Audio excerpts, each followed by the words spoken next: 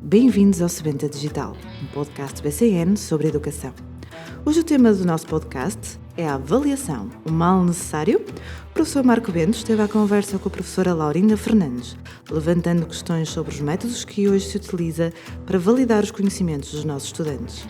A BCN agradece a ambos por aceitarem o nosso desafio. Antes de mais, lembramos os nossos estimados ouvintes para subscreverem o nosso podcast e ficarem atualizados sobre futuros episódios. Iremos convidar educadores de várias áreas para falar sobre temas relevantes para o presente e futuro do ensino.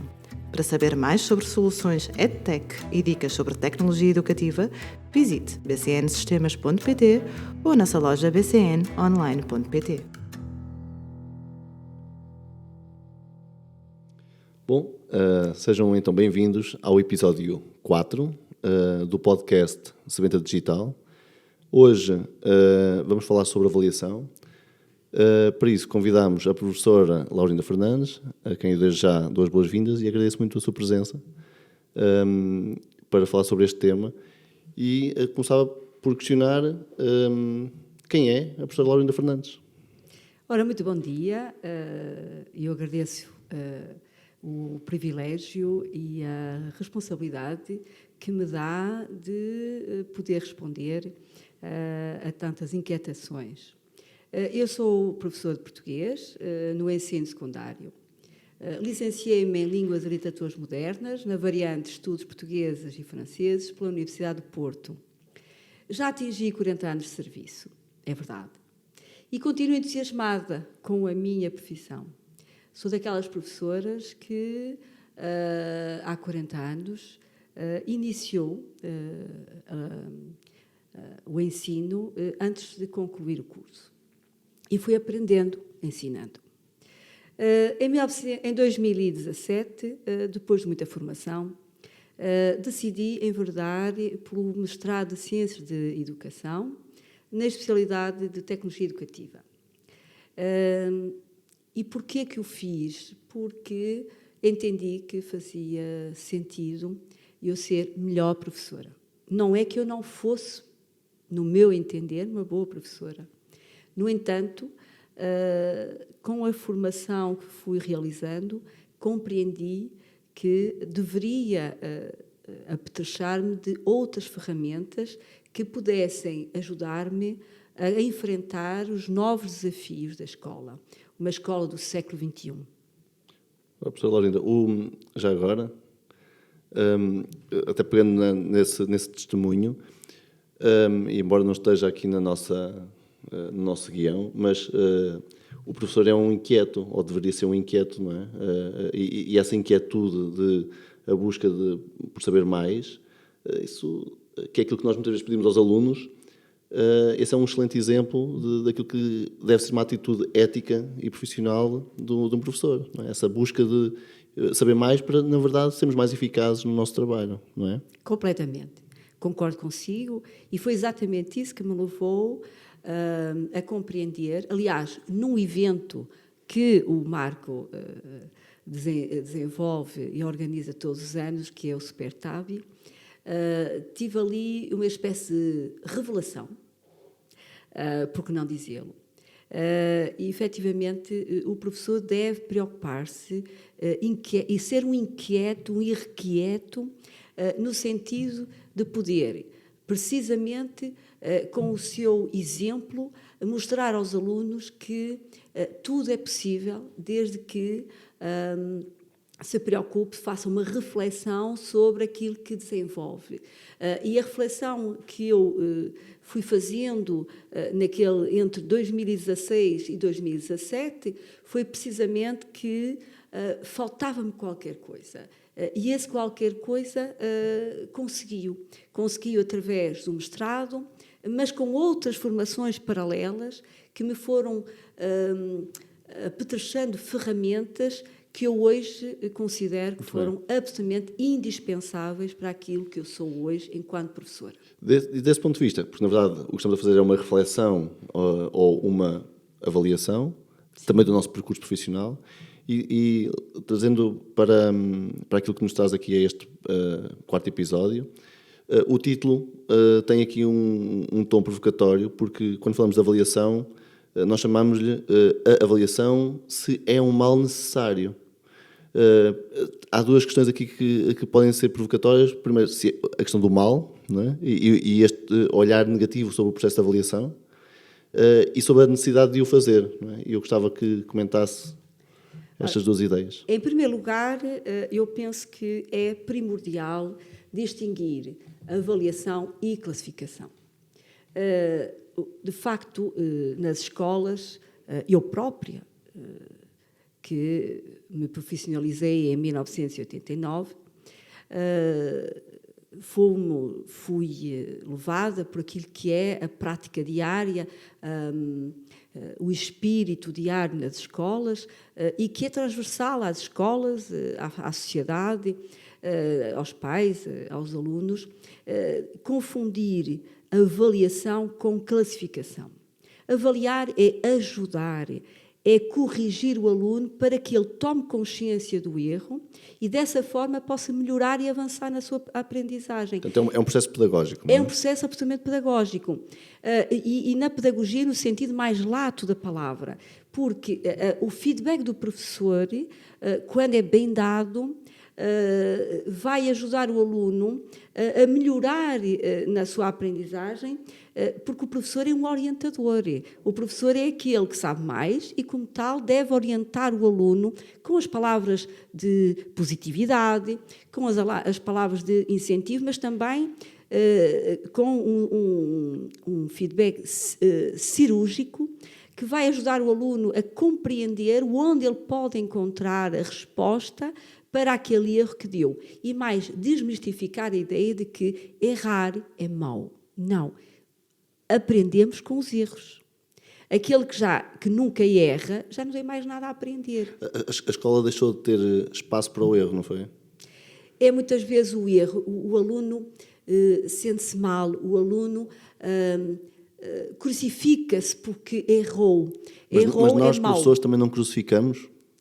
Pois, exatamente. É esse trabalho que nós, professores, também devemos compreender que devemos melhorar, não é? E é esse trabalho de reflexão, de professor reflexivo, que vai fazer com que o professor vá mudando e vai gerindo. Aliás, o professor aprende também com o aluno e aprende com os erros que o aluno vai apresentando, mas sem stress, sem quase criminalizar. O aluno deve sentir que errou, mas que não é um processo negativo, é um processo necessário e que acontece. Esta ideia, aliás, e até explorando um bocadinho ainda esse tema, da diferença entre avaliar e classificar, ainda podíamos juntar o aferir, não é? Sim. Mas quando pensamos em avaliação, grande parte da sociedade, aquilo que pensa, é no fenómeno de classificação, ou seja, a nota final de alguma coisa. Exato.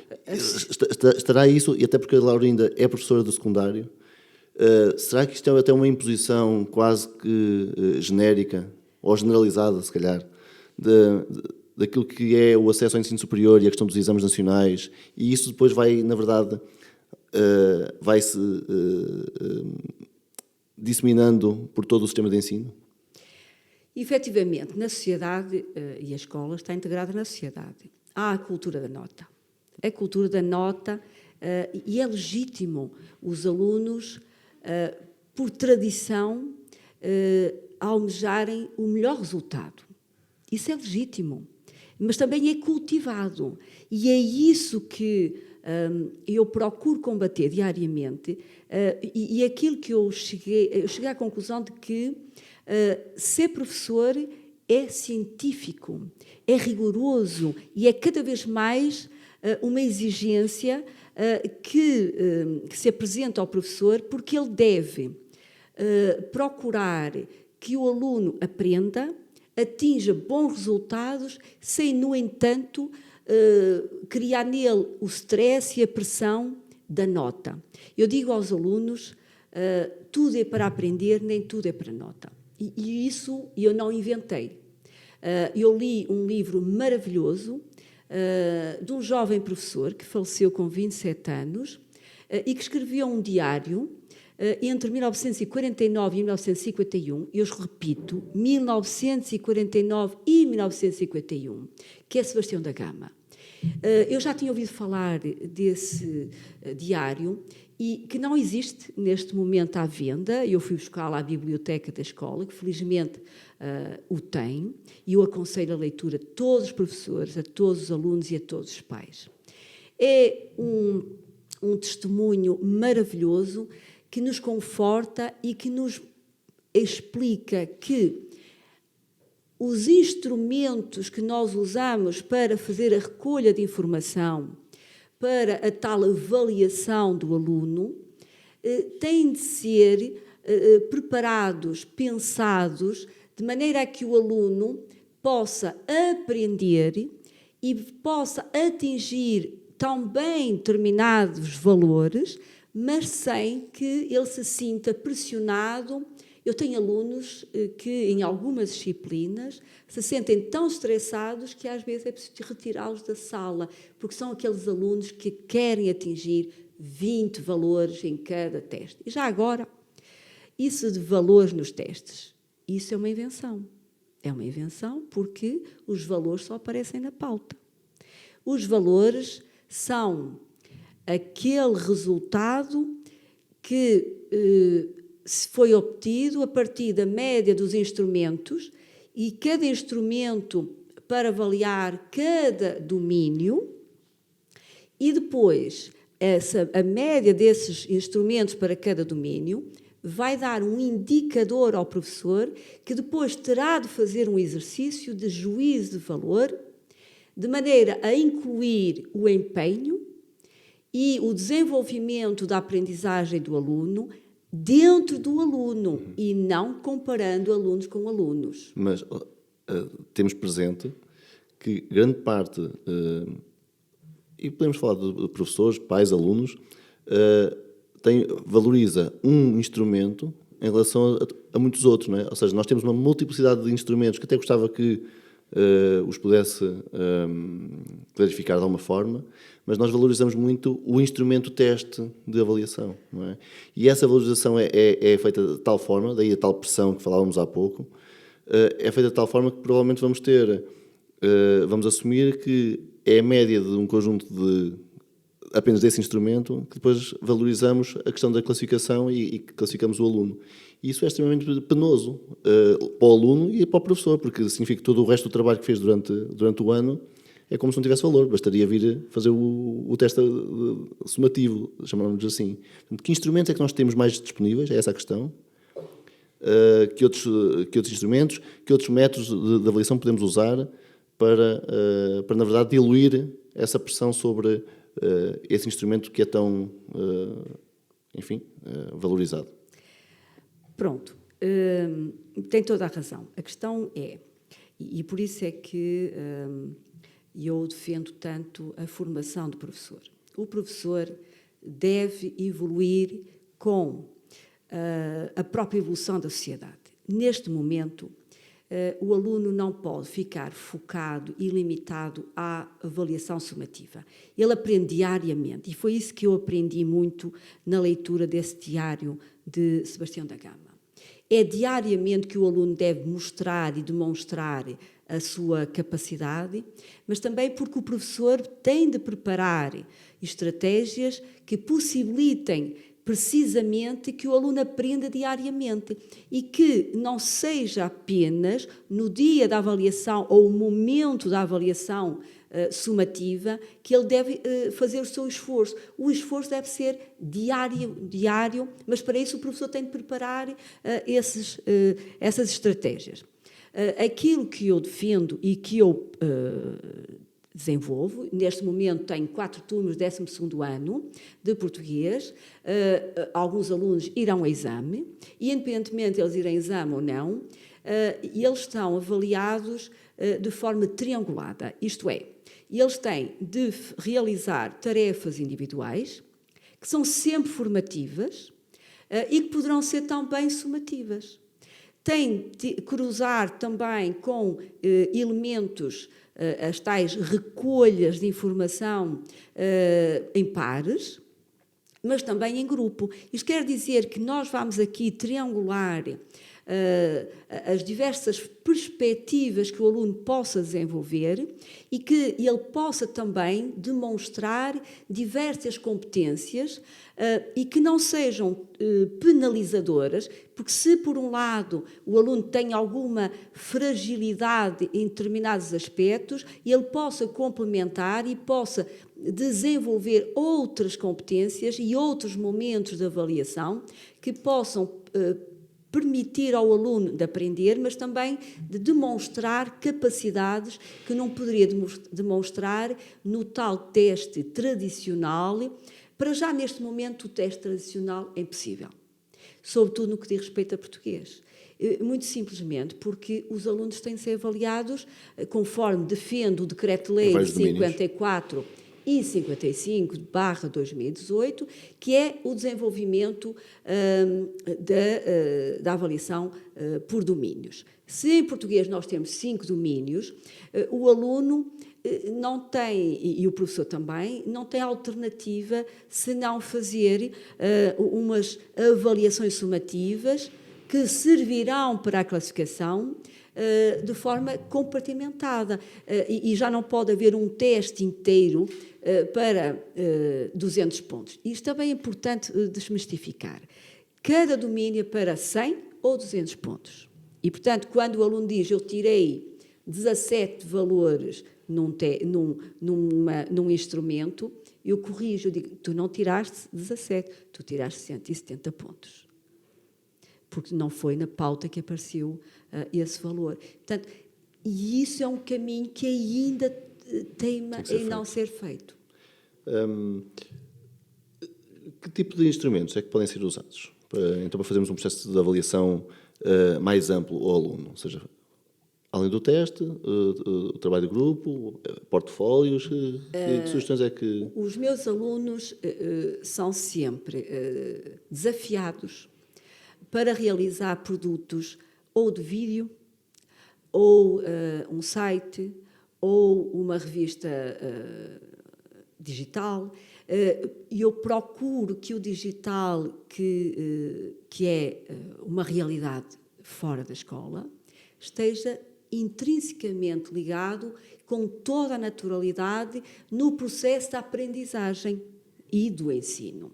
Já agora, ensinar é levar os alunos a aprender. Não é meramente transmitir conhecimento que eu adquiri. É levá-los a aprender de diversas formas. E, portanto, o aluno que é submetido a um projeto de grupo ou de pares em que ele tem de desenvolver determinado produto, colateralmente, ele vai desenvolver competências que ele nunca poderia desenvolver num teste tradicional. Portanto, o teste tradicional, neste momento a português, eu sei que há lugares onde ainda se faz, mas na minha escola... Chama-se esse país? É o mesmo país, mas é uma perspectiva de professores que não se atualizaram. Sim. A questão, Laurinda, é que temos uma turma de 30 alunos pela frente.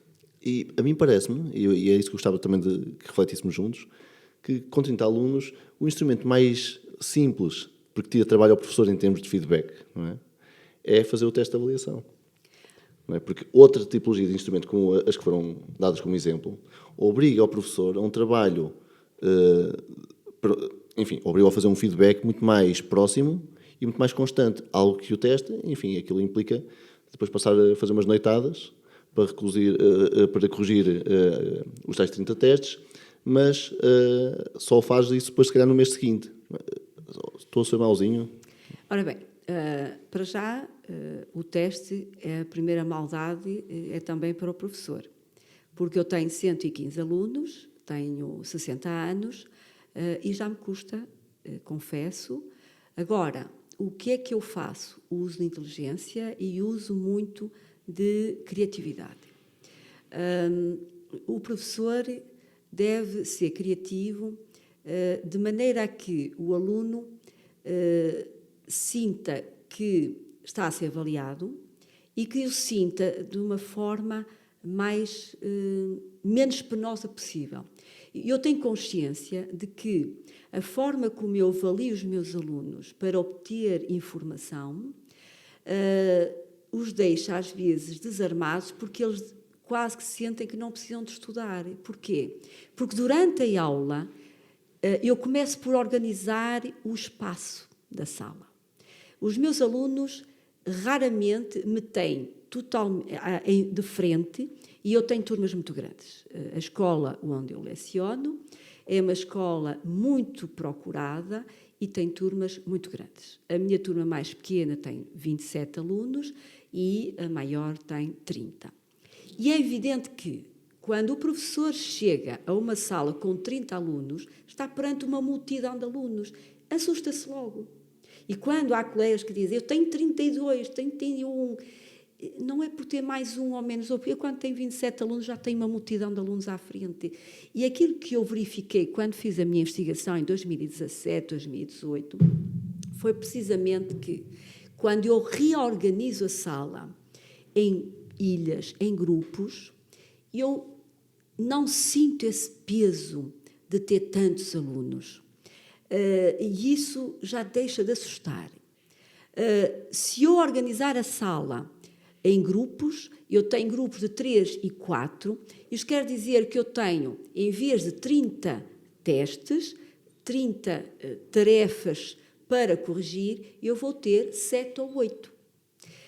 E com a vantagem, e por isso é que o professor deve ser requieto, porque ele deve constantemente procurar inovar, ser criativo, como eu dizia há bocadinho, e corrigir para mim, avaliar e, sobretudo, dar tempo para poder dar um feedback, não quer dizer... Eu trabalho muito. Sim. Trabalho muito em frente ao computador. Mas uma curiosidade que eu acho que grande parte dos professores e o sistema de ensino não assimilou da melhor forma é a forma como o digital, na verdade, pode favorecer essa questão de eficácia do trabalho do professor, não é? Tanto no feedback, porque neste momento é possível personalizar, utilizando bem esse digital, para eu poupar tempo. Exatamente. E isso não é vergonha nenhuma. Não é? Nós usamos o digital, aliás, como usamos qualquer tecnologia na nossa vida, para termos melhor qualidade de vida. Não é? Portanto, é esse o sentido. Exatamente. Eu dizia há bocadinho que passo muito tempo em frente ao meu computador. Porquê? Porque os meus alunos colocam o que fazem no Padlet e é um portfólio. E no final do ano eu transformo esse portfólio em PDF para que eles tenham a recordação do que fizeram ao longo do ano todo. É o seu manual personalizado, não é? Exatamente. E eu dou-lhes lá feedback por escrito, fica lá gravado. Aliás, neste momento, os meus alunos até segunda-feira, até domingo à noite, portanto eu na segunda-feira de manhã vou verificar os trabalhos que entraram e eles têm de me entregar um guião. Eles trabalham autonomamente. Atenção, porque um aluno que trabalha autonomamente, eu ouço muitas vezes colegas a dizer o aluno vai ter de aprender autonomamente. Isso quer dizer o quê? Quer dizer que o professor... Não é deixá-los ao abandono, não é? Exatamente. Eu não posso dizer ao aluno estuda da página X à página Y e depois sai no teste. Que feedback é que eu tenho daquilo que o aluno realmente aprendeu? Nenhum. Sim, vou ter no teste. E depois? A escola não existe para passar rasteiros aos alunos. Claro. A escola existe para que o aluno tenha sucesso. E começa por sucesso pessoal, de acreditar em si próprio e de saber que o professor está ali para ajudar, é um amigo, é seu parceiro. O aluno e o professor são parceiros. E, portanto, aquilo que os meus alunos estão a preparar foi previamente pensado através do desenho de um cenário de aprendizagem. Durante estas 2 semanas e pouco, desde o início de janeiro, das aulas, quando as aulas recomeçaram, eles estiveram a trabalhar em grupo. Eu estive a visitar grupo a grupo, e esse é um trabalho personalizado, porque no grupo de 3 ou 4 alunos, o professor está próximo, o aluno fala com o professor e fala com os colegas, e, portanto, há ali...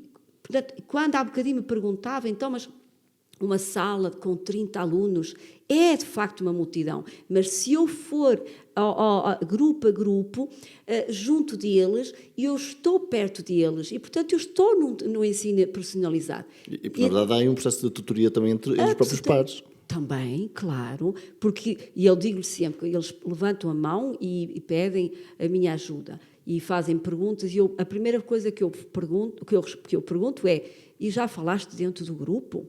Ah, sim, então está bem. Então, em segundo lugar, é o professor, efetivamente, porque o professor não pode demitir-se do seu trabalho. Claro. E, portanto, o feedback é dentro da sala, mas também fora. E eu defendo e pratico o hibridismo, completamente, não é?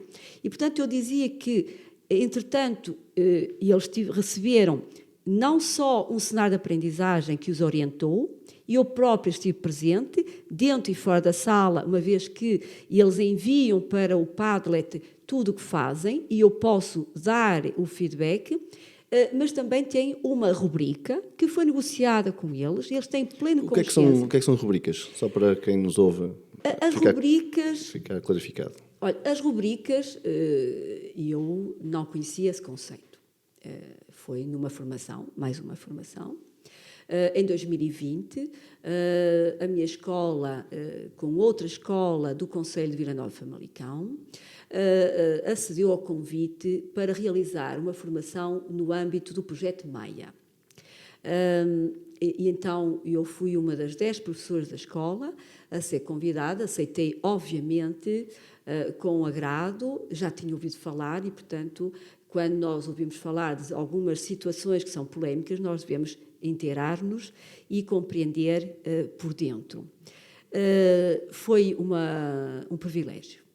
Toda a formação que é desafiante é um privilégio para qualquer profissional. E eu considero uma profissional e, como tal, permitiu-me descobrir que na nossa escola, eu e os outros 9 colegas percebemos que a nossa escola não tinha critérios de avaliação, tínhamos pesos, como a maior parte das escolas do país, mas também nunca nos disseram que estava mal. E, portanto, nós fazíamos como víamos fazer e sempre fizemos, e pelas escolas por onde eu trabalhei e passei, isto não era diferente. Constatamos que, logo, praticamente no início da formação, que eram 50 horas, traduziram-se em 200 ou 300 horas de trabalho, uma vez que a nossa equipa elaborou um projeto de critérios de avaliação transversais que, entretanto, em setembro de 2020, entraram em vigor. E nessa formação, entre muitas outras coisas, percebemos que era necessário desconstruir uma série de conceitos que nós tínhamos, conceitos pedagógicos, de relação entre professores e alunos, muito daquilo que eu tinha, inclusivamente, aprendido durante o meu mestrado, mas que tinha dificuldade em implementar, porque nos faltava exatamente essas ferramentas de avaliação, de classificação, esses conceitos, e um deles foi a rubrica.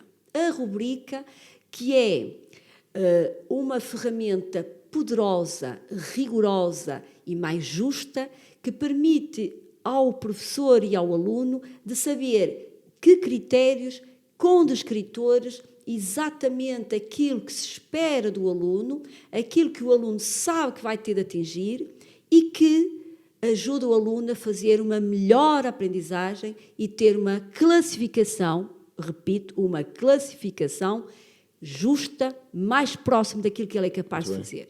Essa questão leva-me aqui às últimas questões e que tem que ver com o seguinte. Esses critérios devem ser claros para o aluno antes dele realizar qualquer tipo de trabalho.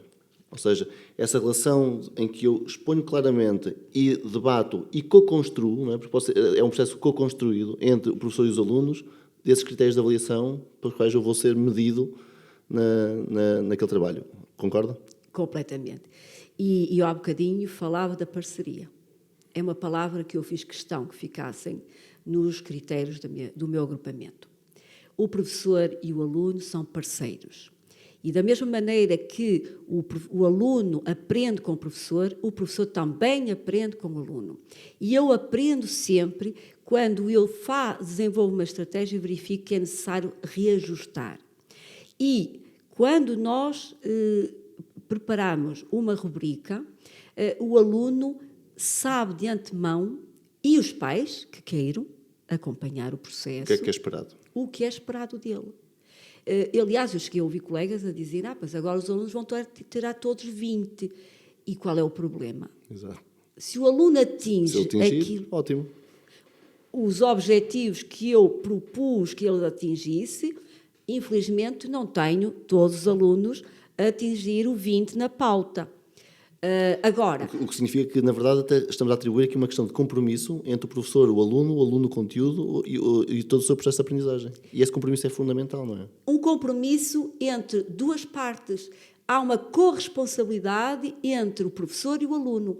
O professor está ali para preparar estratégias e propostas de trabalho e o aluno compromete-se a esforçar-se. O aluno tem de se esforçar-se. Ninguém disse que o aluno recebe tudo feito. Claro. É exatamente o contrário. Os meus alunos já perceberam, mesmo aqueles que eu recebo pela primeira vez, que recebi este ano pela primeira vez no 12º ano, e eles já perceberam que eles vão ter de pescar o peixe. Eu dou-lhes a cana. No atual momento, e de forma sucinta, até que ponto é que a avaliação, ou este conceito de avaliação, interfere no estado emocional do aluno? E o impacto que isso tem depois no próprio percurso académico?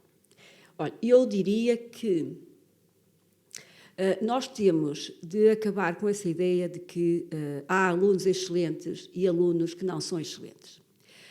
Eu tive uma experiência em dezembro de entregar diplomas de excelência no agrupamento de alunos que foram meus alunos ano passado. E durante toda a cerimónia eu comecei a pensar, então estão aqui alguns alunos e os outros.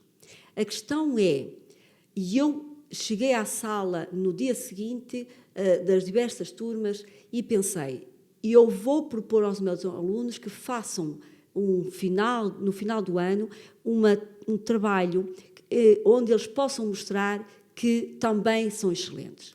Essa ideia de que o aluno tem de atingir a excelência na nota faz com que, muitas vezes, os alunos sofram. E sofrem aqueles que querem atingir a excelência e sofrem aqueles que não conseguem chegar à excelência. Nós não temos alunos iguais. Como é que se resolve essa questão, então? Primeiro, como eu dizia há bocadinho, é preparar as coisas e, sobretudo, parar com essa prática de comparar alunos. Sobretudo, dizem, quando estamos num conselho de turma, se eu subir a nota deste, eu vou ter de subir a nota de outros. Os alunos não são iguais. Alguns nasceram com a felicidade de ter uma família com um contexto socioeconómico e de equilíbrio que outros não tiveram. Estando a fazer de advogado do diabo, mas nós não precisamos de fomentar competitividade? Uma competitividade saudável. E eles sabem, graças à rubrica, que eles todos conseguem lá chegar. E quando algum falha num determinado critério, eu chamo-os individualmente ou em pequeno grupo e pergunto, se tu não conseguiste o mesmo que o teu colega de grupo, o que é que falhou? E o aluno vai perceber, o aluno diz-me, professora, eu da próxima vez vou fazer. Portanto, é esse o trabalho. Em vez de apontar que ele não fez bem, é levá-lo a ter consciência. Esse é o nosso trabalho. Muito bem. Eu não podia deixar, antes das duas questões finais, de colocar só mais esta questão que tem que ver com a questão do plágio. Até porque esta questão do digital traduz, pelo menos na mente de muitas pessoas, e principalmente de colegas professores, a ideia de que hoje o plágio é algo muito mais comum, que é feito com muito mais regularidade. Como é que vê esta questão do plágio e do combate ao plágio numa sociedade digital? e alunos que estão envolvidos numa escola digital, que nós gostaríamos que fosse digital, melhor dizendo. E eu agora vou fazer-lhe uma pergunta. E os explicadores e os pais, e os irmãos e as tias, os avós, antes de aparecer o digital, já não faziam esse trabalho? Nunca na vida, não acredito. Sério? É evidente que estamos a ser irónicos, não é? Porque É evidente. sabemos os dois onde é que queremos chegar. Exatamente, não é? Mas isso existe desde que a escola existe e desde que os resultados sejam a única coisa que importa. Portanto, os meios justificam os fins. Mudam os meios, as formas de o fazer, mas ele mantém-se, não é? Exato. Agora é mais democrático, porque... e agora temos o chat GPT. Exatamente. Portanto, esse desgraçado que agora tem as costas largas, é o bode expiatório. Até as universidades agora descobriram que, afinal... Havia plágio.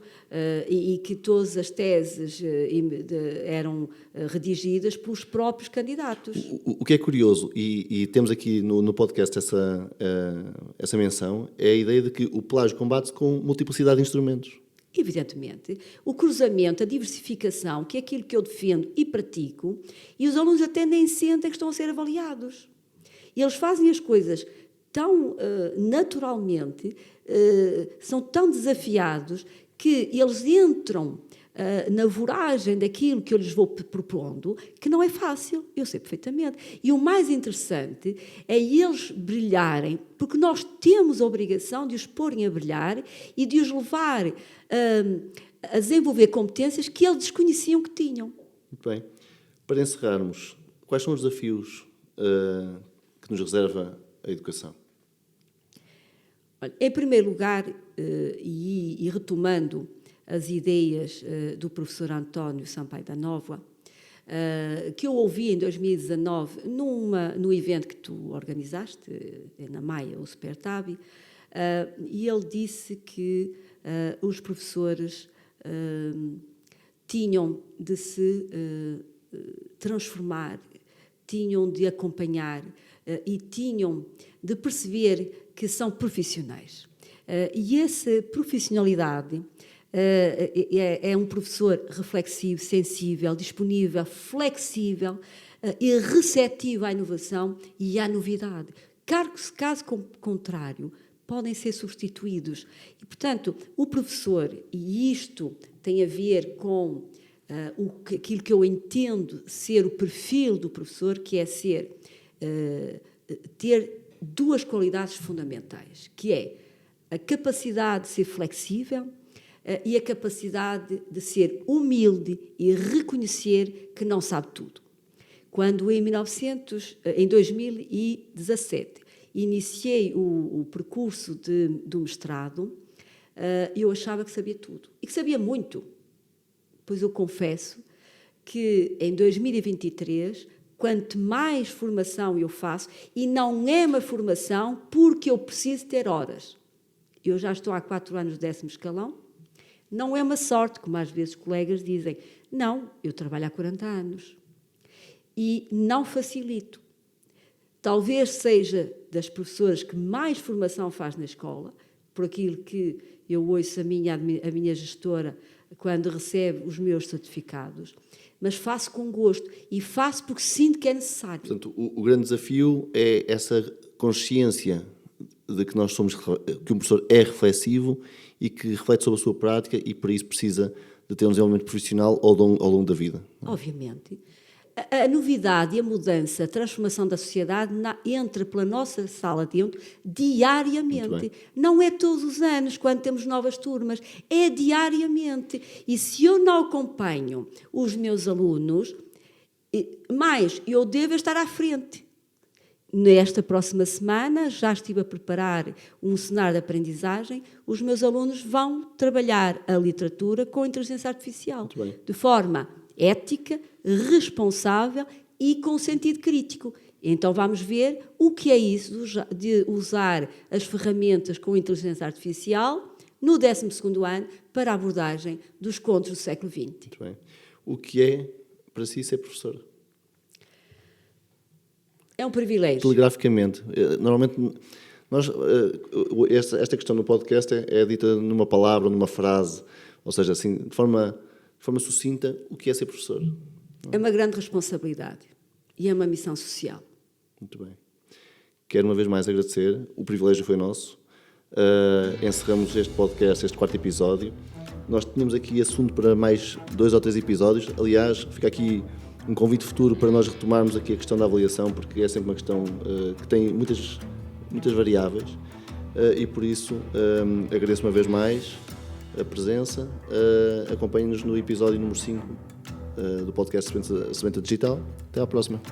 Muito obrigada.